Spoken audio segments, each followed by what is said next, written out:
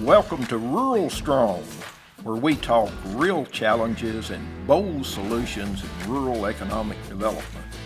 I'm your host, Joe Barker. Let's get into it.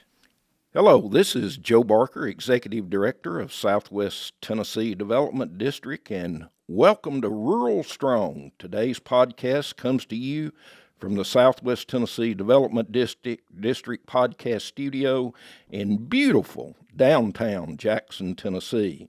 This is the podcast that brings you strategies, best practices, and real success stories in rural economic and community development.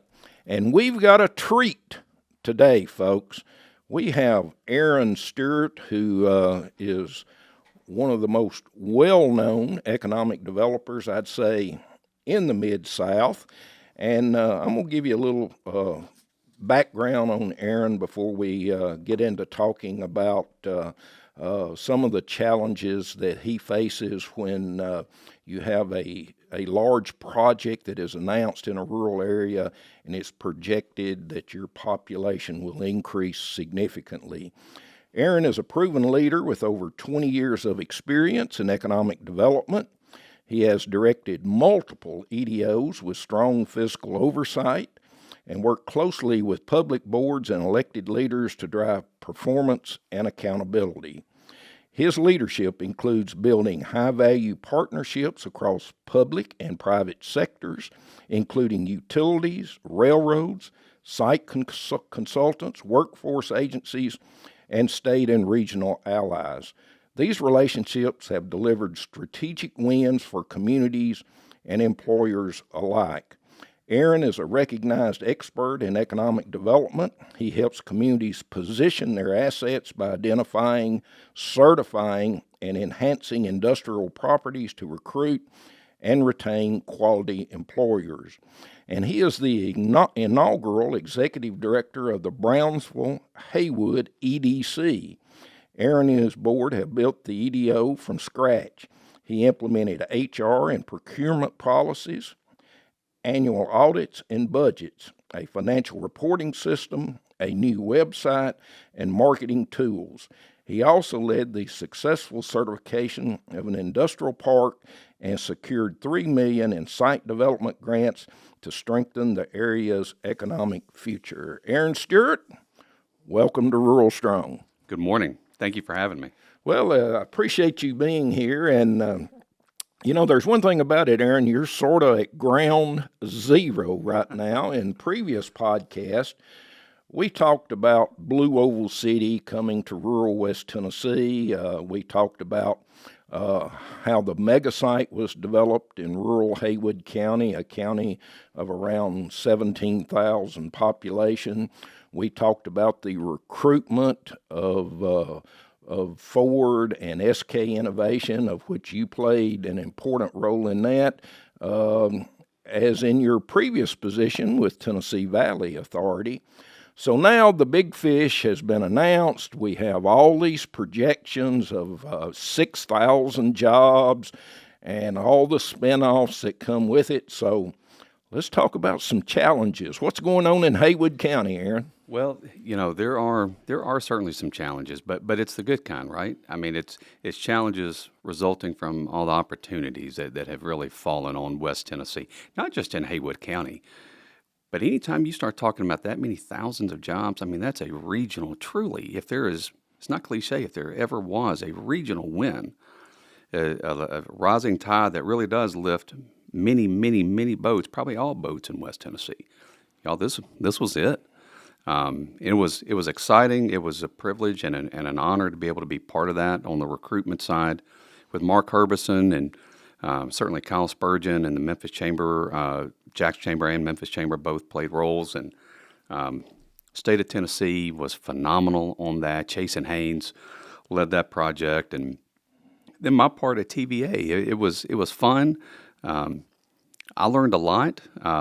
May have scraped a knee or an elbow as well along the way, but there was an army there too at TVA standing with me, and I was just fortunate to get to be one part of it.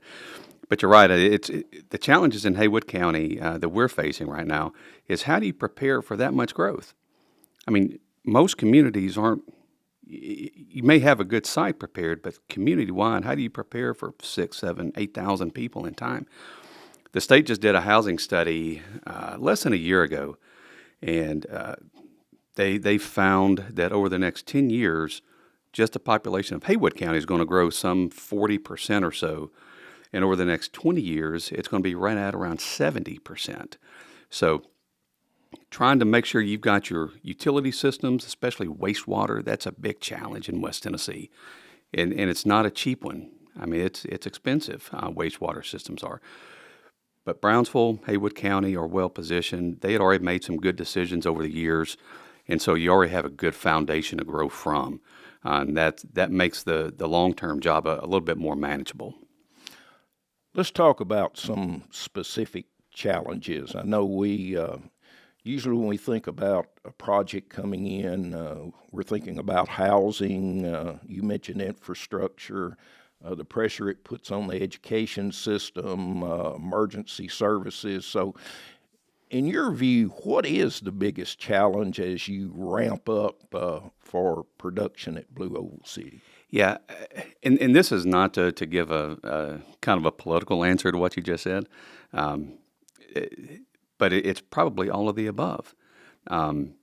Anytime you're going to experience that much growth, all of those systems it's hard to differentiate which one is more important, which is more important, the right arm or the left leg.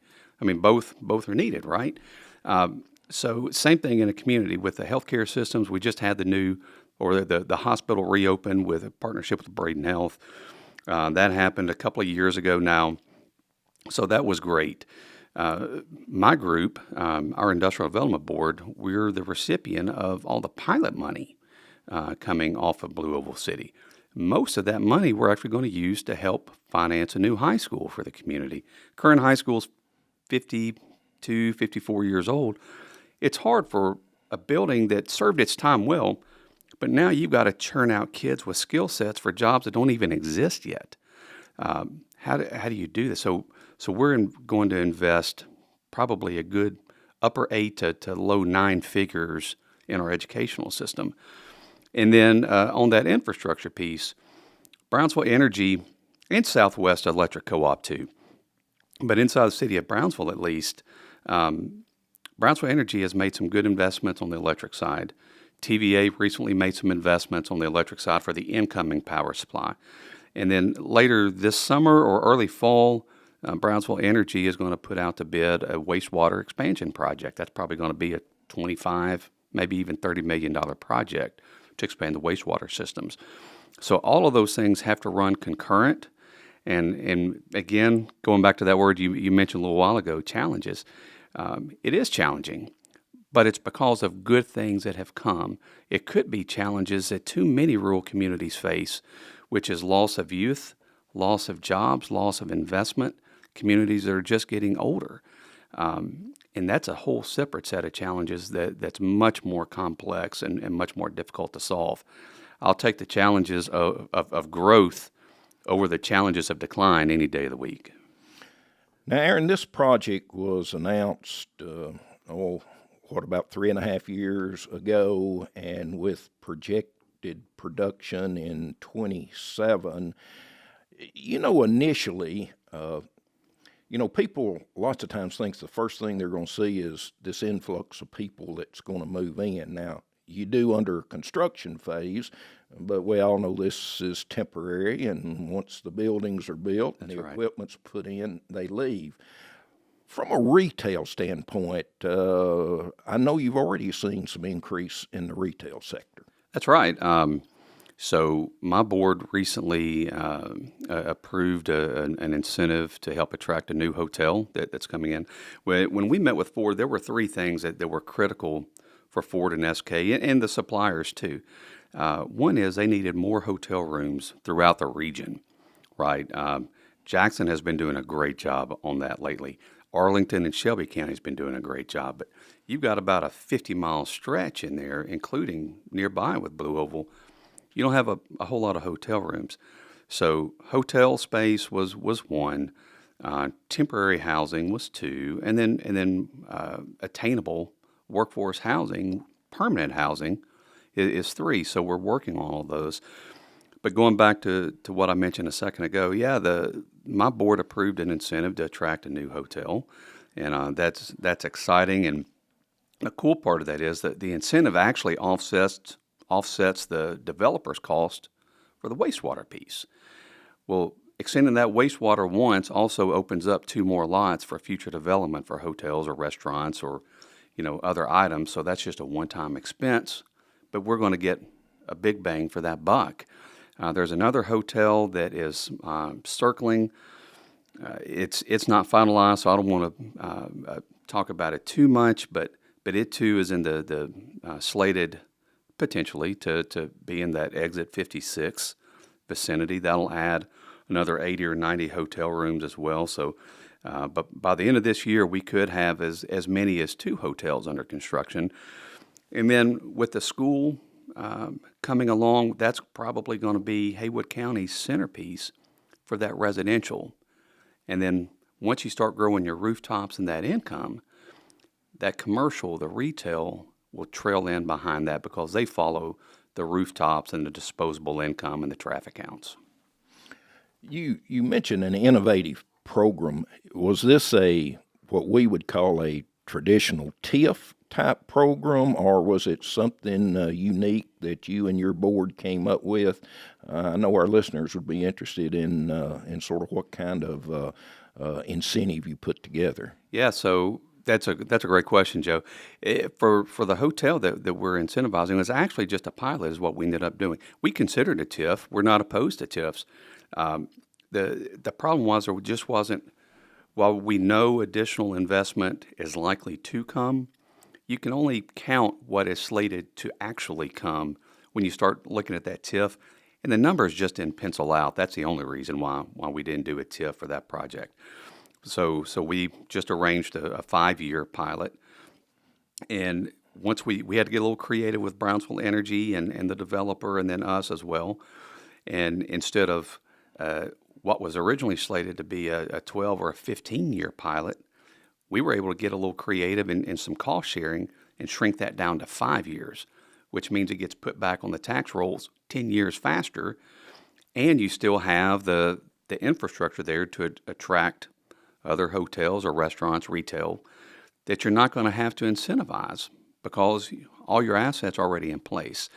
Now, a cool thing that we did do with the hotel, because we know that hotels and hospitality restaurants are going to be growing, as part of the incentive for this project, my board approved, and I'm thankful to them for doing this, approved a $50,000 grant from our group to our high school's CTE, Career Technical Education Program, in the hospitality sector to help train those young people in the hospitality trades and customer service trades so that when they get out of high school, they can go to work at a hotel. Maybe they're getting an associate's degree or going to TCAT or maybe a 4-year degree. And they want to work during the day, they'll be skilled and ready to do that. Super. Now, you've mentioned education, and you just mentioned TCAT, and for our listeners that are not from the state of Tennessee, these are Tennessee Colleges of Applied Technology, and one thing unique about this project was that the state of Tennessee actually built a TCAT on site where Blue Oval City is located. Talk a little bit about that. Yeah, that is a phenomenal facility, and we couldn't be more thankful to the state of Tennessee. Governor Lee, our legislators, Senator Wally, Representative Johnny Shaw, they showed tremendous leadership through all of this. And again, I can't say thank you enough to all of them, along with our ECD staff. But that TCAT is phenomenal. It's some 120,000 square feet, I believe. It was like a $70 million investment. And it's just 2 weeks ago, I had my quarterly roundtable meeting with my existing manufacturers in Haywood County. And we actually held it usually we hold it at the chamber building where I'm housed. But that one, we actually, the TCAT was gracious enough to host us, and we thank Dr. Rainey for her and her staff for allowing us to do that. And a lot of those were HR managers, some plant managers, but they got to do a walkthrough, and several had not been through there yet. And while that is going to be a great tool to help skill up the workforce for Blue Oval City and the suppliers, it's important to know it's not exclusively for Blue Oval City. You know, you may have a young man, young lady, or a mid-career person that's going back for training. And if Technor Apex, if Dixie here in Jackson, if Smith and Nephew in the Memphis area, if they want to hire that person, they certainly can. So they're going to have, now they have a lot of assets for Blue Oval City, don't misunderstand me, but those graduates aren't just exclusively for Blue Oval. It truly helps the whole region. If you know anybody who is in the area, if you want to go see a really neat facility, that's one. Some of the rooms even have metal detectors, and you think, well, it's for security, and it probably is to a degree. But some of the copy machines have metallic. The paper has invisible to the eye, but metallic flakes. So if you copy something that you shouldn't, and like I hate to use this, it sounds so conspiratorialist, but some type of espionage, and you're copying something, you try to walk out with it, you're going to set off metal detectors, and the security is going to look. So it's a way that they can protect their intellectual property. Well, I appreciate you telling me that, because any thoughts I had of going over there and snooping around a little bit, I've completely dismissed that. Well, Joe, you're of questionable character, so you know. Well, I could probably not even get in the facility, but I do want to tell our listeners, if you happen to be traveling I-40 in Tennessee, this is at exit 42 in West Tennessee. And as Aaron said, it'd be worth your time just to get off that exit, and it's probably less than a mile down. That's right. Down the road off of exit 42, and this facility is truly amazing. And even if there wasn't a Blue Oval City, it will be such a huge plus for education in rural West Tennessee. Yes, it really is. It's something that we're all proud of, something we need to be proud of. Those skilled trades, we missed a couple of generations. I know that's probably a separate podcast episode, but we missed a couple of generations probably in this country. It wasn't with bad intentions, but we had stressed four-year college so much, which, yes, that's important. But in the skilled trades, we missed a couple of generations. So we're having to go back and again, I'll brag on our legislature and two or three governors who have worked so hard in this area, including our current one. And Tennessee's been making lots of strides, as evidenced by Blue Oval City just simply being here. But as you take that exit 42 and you drive down, I think there's 10, 12 million square feet under roof at Blue Oval City now that's already been completed. The battery plant, the employees have moved in. It'll be in production here in the next few months, and those batteries I think are slated to go up to Ohio for a van that Ford produces up there. So that battery plant will be under production in the very near future, and the rest of it's still, it's just amazing. You mentioned Mark Herbison. He and I showed, and the state as well, we showed that site I don't know how many times, and it was all just like a big soybean field, like 4,000 acres worth. And now to see 10, 11, 12 million square feet that have just sprung up out of the ground, it is really cool to see. Now, you mentioned earlier about in the recruitment of Blue Oval City, the partnership among local, regional, state partners. Meeting these challenges has to be a regional effort and a statewide effort. And so give our listeners a sense of how you're working with the state of Tennessee and the region. I know there's even a regional wastewater system that is being planned. So you truly have to work with partners. That's right. You don't just... In the economic development world, anybody who says or gives the impression that they want a project or just their community want a project of this size, probably need to look for other opinions. I don't know that I would trust that person. Any win, especially of this magnitude, as cliche as it sounds, it, honest to goodness, is a team win. It took everybody. And it's going to take everybody into the future. There's going to be such an influx of people and new companies. Prospects follow population growth. You can look at Nashville and see that. As population grows, jobs come in. As jobs come in, people move in. And as the population grows, you get more jobs. It's a very positive upward circle. And I believe that's where West Tennessee, we're right on the cusp of that, and it's already starting to happen. Mayor Huffman over in Tipton County has been leading the charge, or one of the main leaders for that charge for a regional wastewater system, and he's done a great job with that. And that's going to have to be a huge piece of this puzzle for many rural communities. Wastewater is just so expensive, and it takes so long to do. It's going to take a regional plan to figure that out.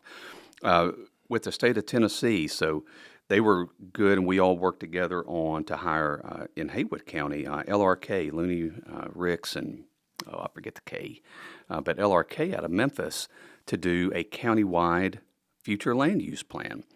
And that was about a year and a half, maybe a 20-month project that was recently completed, and that's going to help the decision makers know where to drive that growth, whether it's residential, if it's commercial, or if it's industrial. You got to have a plan. Also, we got a 3-star grant from the state of Tennessee that we also used, not just for the future land use plan, but also for a residential recruitment strategy. That's going to be a big piece too. So the community hired a firm out of Mississippi, Mad Genius, and they've come up with a development strategy on that recruitment piece of people. When have you, usually in economic development, you're talking about recruiting manufacturers or distribution, research development, maybe recruit on that commercial piece too, a strategic store or type of store. But now we're after the recruitment of people. We've got to recruit the workers as well. So that's going to be a foundational piece, and ECD has been good with that. I know Tipton County has gotten aggressive in recruiting people. Jackson, again, they've been aggressive in recruiting people. I really think you're going to see others. Fayette County's population has grown as some people are moving out of Shelby. But Marshall County, Mississippi, just over the line from Fayette County, they're experiencing growth down there too. So this whole region, not just in Tennessee, but North Mississippi, I think industrial-wise, you're going to see a lot of this kind of grow in together. And I want to give a plug for our organization. Southwest Tennessee Development District has just hired a full-time economic developer to work with the current economic development professionals in the 8 counties that we serve. So I think what we see is we have a window of opportunity here now, and we need to take advantage of that window of opportunity. And it's been good to see John move about the region. I know he's been over in Haywood County a few times, and we're thankful for that. And Joe, you're right with your staff. So many grants that have been coming through with whether it's USDA, whether it's Delta Regional Authority, others. I know you and your team here have been busy as well, and hopefully that'll continue into the future, especially as communities start to build out infrastructure needs, water and wastewater systems especially. That's going to require a lot of loans, a lot of grants, and I know you and the Development District are going to play a critical role in that too. All right, before we end this podcast, talk to us a little bit about, I know you work for the Brownsville-Haywood IDB. That's right. All right. And you're going into this strategic planning process. And, I'm a huge believer in strategic planning. Yes. I worked for a governor one time, and he called me in his office, and right after he took office, and he said, "Joe, how many of our communities have a plan?" And I said, "Sir?" He said, "I want to know how many," and he was talking primarily about rural communities, have a plan? And my response was, well, I'm sure a few do, but not many. And he looked at me, and the governor was a very successful businessman, and he said to me, Aaron, he says, I know of no business that's ever been successful that didn't have a plan.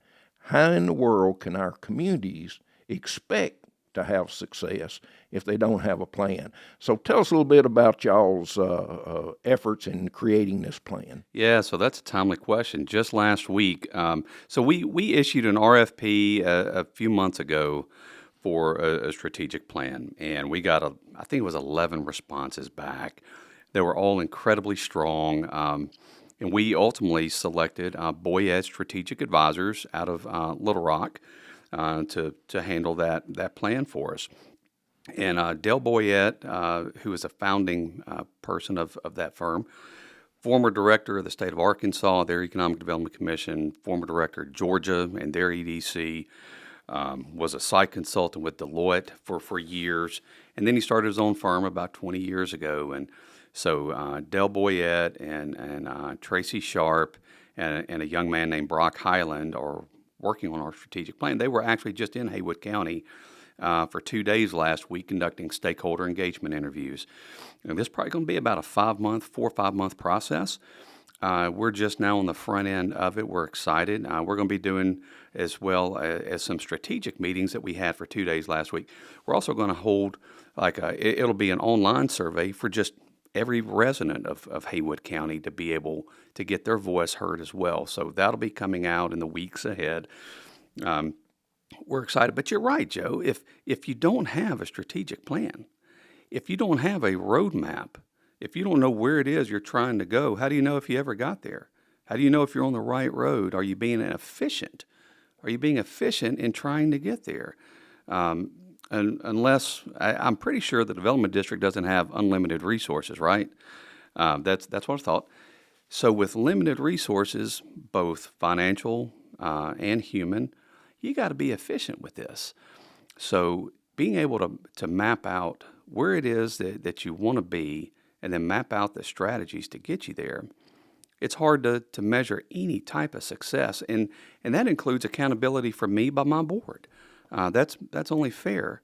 So we're really excited about that strategic planning process, where it's going to take us in the coming months, and that's really going to be our roadmap over the next 5 years. As you know, we have a future land use plan. That's great. We've got a housing study from the state. That's great. Now having our own internal strategy guide along with an implementation program to go with it.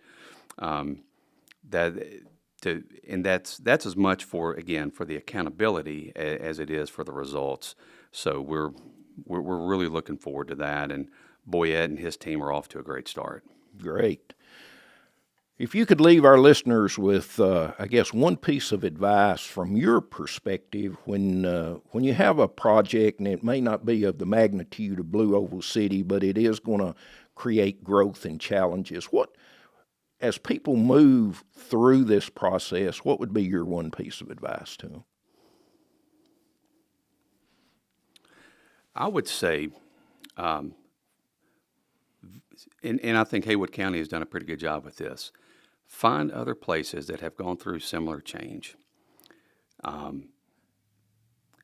would say ask good questions. What did you do right? What would you definitely do again? 2, what did you do wrong and you definitely would not do again? And then 3rd, what things were impossible for you to have known that, looking back, you think it sure would have been helpful if I could have known that?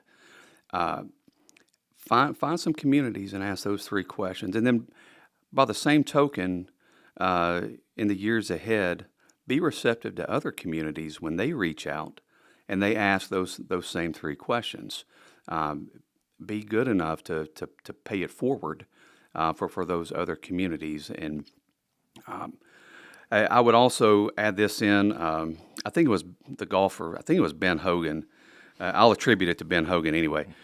Said golf is a game of luck, and the more I practice, the luckier I get.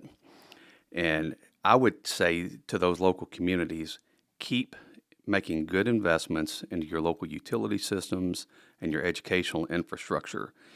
If those are two of the wisest things that you can invest in to be prepared for any type of growth and opportunity. Great. And on top of that, you got to persevere, correct? A little bit, yes, sir. We want to thank Aaron Stewart, a wealth of knowledge and the man that's at the forefront of growth in Haywood County, Tennessee. We appreciate you listening to us, and we have an email address, and we'd love to hear from you. It is ruralstrong@gmail.com. Drop us a note, ask us questions, comments, suggestions. We can even, if you would like to get in touch with Aaron Stewart about growth and things you're looking at in your community, we can actually make that happen. So again, thanks for your time, and we look forward to visiting next time. Thanks for joining us on Rural Strong. If you found this helpful, share it, and follow the show for more insights from rural leaders making a real difference. Until next time, stay rural strong.